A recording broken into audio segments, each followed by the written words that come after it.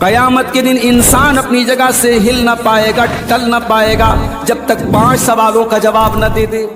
یہ نوجوان بہت اچھے بیک گراؤنڈ کے نوجوان تھے، بڑے باپ کی اولاد تھے، حویلیوں میں رہتے تھے، محلوں میں رہتے تھے۔ ہو سکتا ہے دنیا میں اس ایمان کی ویلو ہمیں سمجھ میں نہ آئے۔ قرآن کہتا ہے جب جنتی جنت میں جائیں گے کیا کہیں گے؟ وَقَالُوا الْحَمْدُ لِلَّهِ الَّذِي هَدَانَا لِهَذَا وَمَا كُنَّا لِنَهْتَدِيَ لَوْلَا أَنْ هَدَانَا اللَّهُ۔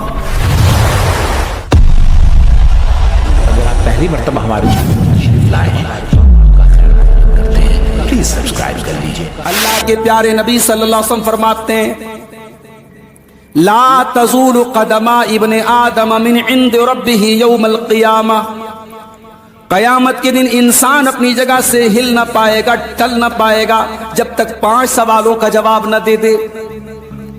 پہلا سوال عن عمرہ فیما افنا، میرے بندے تو نے اپنی عمر کو، اپنی زندگی کو کہاں گزارا؟ 60 سال 70 سال 80 سال جو بھی تجھ کو زندگی ملی تو نے اپنی زندگی کو کہاں گزارا؟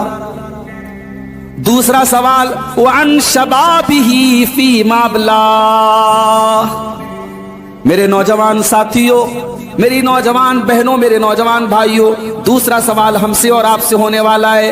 اے میرے بندے، جب تیری زندگی میں جوانی کا دور آیا تھا، جو 20 سال سے لے کر کے 40 سال کا دور آیا تھا، جو تیری زندگی کا سب سے خوبصورت دور تھا، سب سے گولڈن پیریڈ تھا، تو نے اپنی جوانی کو کہاں گزارا؟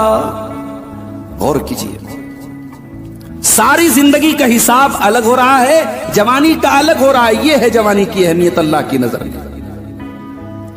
اسی لیے اللہ کے پیارے نبی فرماتے ہیں اغتنم خمسا قبل خمس، 5 چیزوں کو غنیمت سمجھو، 5 چیزوں کی ویلو کو سمجھو، 5 چیزوں کی اہمیت کو سمجھو 5 چیزوں کے آنے سے پہلے۔ کون سی 5 چیزیں؟ فرمایا شبابک قبل حرمک، اپنے بڑھاپے کے آنے سے پہلے جوانی کو غنیمت سمجھو۔ وصحتک قبل سقمک، اپنی بیماری کے آنے کے پہلے تندرستی کو غنیمت سمجھو۔ وغناک قبل فقرک، اپنی فقیری کے آنے کے پہلے دولت کو غنیمت سمجھو۔ وفراغک قبل شغلک، اپنے مصروف اور بزی ہونے سے پہلے اپنے ٹائم کی ویلو کو سمجھو۔ وحیاتک قبل موتک، اور اپنی موت سے پہلے اپنی زندگی کو غنیمت سمجھو۔ نوجوانی کا جو پیریڈ ہے میرے پیارے ساتھی، یہ سب سے قیمتی پیریڈ۔ یہی وجہ ہے آج جمعہ کا دن ہے، آپ نے شاید سورہ کہف پڑھی ہوگی، نہیں پڑھتے ہیں تو پڑھنا چاہیے۔ سورہ کہف میں اللہ تعالیٰ نے جو واقعہ بیان کیا ہے اصحاب کہف کا، آپ جانتے ہیں اصحاب کہف کون تھے؟ ان کی ایگزیکٹ گنتی کیا تھی؟ ان کے نام کیا تھے؟ اللہ تعالیٰ نے یہ تمام چیزیں کلیئر نہیں بتائیں، کتنے لوگ تھے، ان کے نام کیا تھے۔ اللہ نے ایک بات کلیئر بتائی، فرمایا انہم فتیۃ آمنوا بربہم وزدناہم ھدی۔ یہ اصحاب کہف چند نوجوان تھے جو اپنے رب کے اوپر ایمان لائے اور ہم نے ان کے ایمان میں اور اضافہ کر دیا۔ وَرَبَطْنَا عَلَىٰ قُلُوبِهِمْ، ہم نے ان کے دل کو مضبوط کر دیا۔ اِذْ قَامُوا، وہ بادشاہ کے سامنے کھڑے ہو گئے، ظالم بادشاہ کے سامنے کھڑے ہو گئے۔ فَقَالُوا، اور مشرک بادشاہ کے سامنے، کافر بادشاہ کے سامنے جا کر کے اعلان کر دیا ربنا رب السماوات والارض لن ندعو من دونه الها لقد قلنا اذا شططا۔ بادشاہ مشرک ہے، بادشاہ کافر ہے، اس کے سامنے توحید کا اقرار کر رہے ہیں کہ اے بادشاہ سن لے، ہمارا پروردگار وہ اللہ ہے جو آسمانوں اور زمین کا رب ہے، ہم اس کے سوا کسی اور کو نہیں پکار سکتے۔ یہ نوجوان بہت اچھے بیک گراؤنڈ کے نوجوان تھے، بڑے باپ کی اولاد تھے، حویلیوں میں رہتے تھے، محلوں میں رہتے تھے۔ جب انہوں نے یہ دیکھا اپنے ایمان کو بچانا مشکل ہے، اپنی توحید کو بچانا مشکل ہے، اس قوم کے بیچ میں رہ کر کے ہم توحید پر نہیں رہ سکتے، ایمان پر نہیں رہ سکتے۔ قرآن کہتا ہے اذ اول الفتیۃ الی الکہف فقالوا ربنا آتنا من لدنک رحمہ وہیئ لنا من امرنا رشدا۔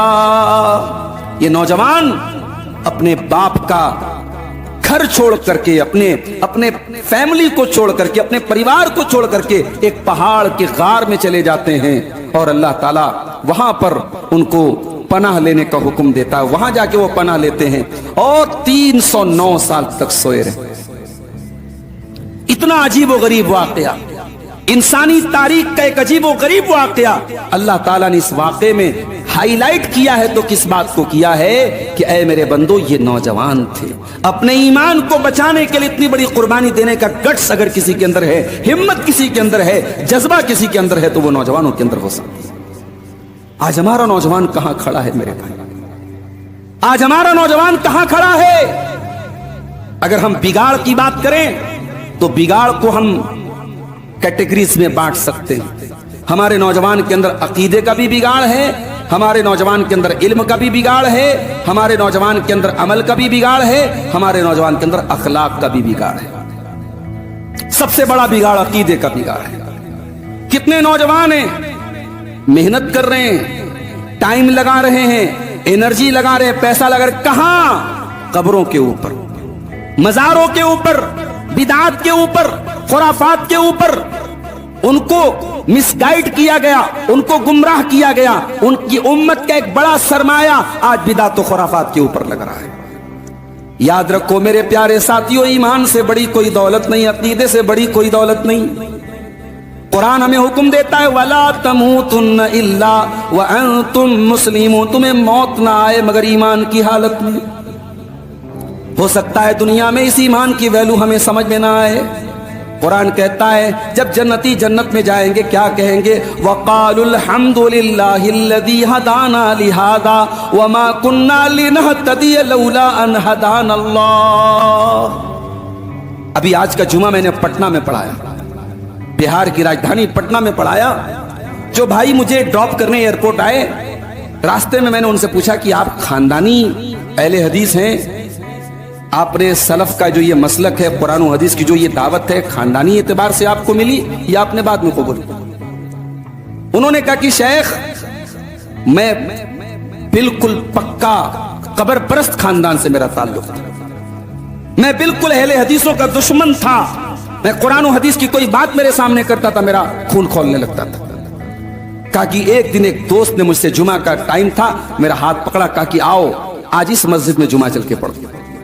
और पटना में एक मस्जिद है जहां हमारी जमात के एक बुजुर्ग आलिम है शेख खुर्शीद आलम मदनी साहब, वो जुमा पढ़ाते थे वहां। वो इंसान एक जुमा के लिए अपने दोस्त के कहने पर चला गया, और एक जुमा, और वो जुमा भी इत्तेफाक से शेख मोहतरम ने हिदायत के मौजू पे पढ़ाया था, खुतबा दिया था। उस नौजवान ने एक खुतबे में उसके दिल की दुनिया बदल गई, और आज अल्हम्दुलिल्लाह वो न सिर्फ ये कि कुरान और हदीस के प्लेटफॉर्म पर आ गया, पक्का अहले हदीस बन गया, पक्का मुवाहिद बन गया, पूरा उसकी फैमिली, पूरा परिवार उसका सही रास्ते पर आ गया। आज अल्हम्दुलिल्लाह वो पैसे वाला आदमी है और बिल्डर आदमी है। उसने उस छोटी सी मस्जिद को वसी कराया और आज उस मस्जिद की इंतजामिया कमेटी में वो शामिल है। अल्लाह कहां कब किसको हिदायत दे दे मेरे भाई, हमारी औकात थोड़ी है। ये हिदायत अल्लाह की तौफीक से हमें मिलती है। ये ईमान की दौलत, ये हिदायत की दौलत दुनिया की सबसे बड़ी दौलत है। मेरे नौजवानों, इस नेमत की कदर करो। कहीं ऐसा ना हो, ये फितनों का दौर है, कभी किसी लालच में आकर के, किसी की बातों में आकर के, और अपनी बहनों से कहना चाहूंगा, किसी के प्यार और किसी के मोहब्बत के चक्कर में पड़ करके अल्लाह के वास्ते अपने ईमान का सौदा मत कर लेना। ये ईमान दुनिया की सबसे कीमती दौलत है मेरे साथियों, मेरी प्यारी माँ और बहन। इस ईमान को कभी कुर्बान, जान चली जाए मगर ईमान न जाए, इस ईमान की वो अहमियत है मेरे प्यारे साथी। कुरान कहता है इन्नल्लज़ीना कफरू व मातू व हुम कुफ्फार, जो लोग कुफ्र की हालत में दुनिया से चले जाएंगे, ईमान के बगैर दुनिया से चले जाएंगे, फलन युक़बल मिन अहदिहिम मिलउल अर्दि ज़हबा, वो जमीन भर के सोना भी अगर लेके अल्लाह की बारगाह में आ जाए, जमीन भर के सोना भी उनका कबूल नहीं किया जाएगा। अल्लाह के अजाब से नहीं बच सकते, वो जमीन भर के सोना भी लाके नहीं बच सकते। अपने ईमान की हिफाजत करो, अपने बच्चों के अकीदे की फिक्र करो। ये कभी ना समझना कि साहब हम तो बाबा नगर में रहते, हमारे आसपास में तो अल्हम्दुलिल्लाह सब कुरान और हदीस पे चलने वाले लोग हैं। अपनी आने वाली नस्लों की बुनियाद इतनी मजबूत करो कि जमाने के बड़े बड़े फितने आ जाएं, आपके बच्चों और आपके परिवार के लोगों के ईमान को डगमगा ना सके। ऐसा ईमान बनाओ, ऐसा अकीदा बनाओ जो नबी ने और सहाबा ने अपने बच्चों का बनाया था।